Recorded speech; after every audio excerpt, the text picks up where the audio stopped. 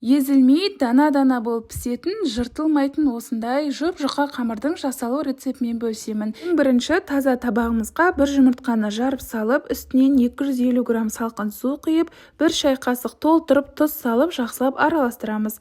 Електен өткізілген ұнымызды 450-480 грамм өлшеп алып, осы ұнымызды барлығын біріктіріп илейтін боламыз. Бізде қамыр қатты тығыздықта болуы қажет. Пакетке орап 15 минутқа қалдырамыз. 15 минут өткеннен соң қамырды 2 рет осылай қайтарып басып илеп аламыз. Қамырыңыз жұп-жұмсақ әрі жайған кезде теп-тегіс жайылады. Қамырға ұн себе отырып оқтауға орап, екі шетін баса отырып жайып аламыз. Шеті қалыңдап бара жатса, арасына ұн сеуіп, екі бүктеп жаюға да болады. Қонақ келер алдын 4 сағат бұрын арасына ұрпағын көбірек сеуіп, осылай бөліп алып, морозилькеге қатырып қойсаңыздар болады.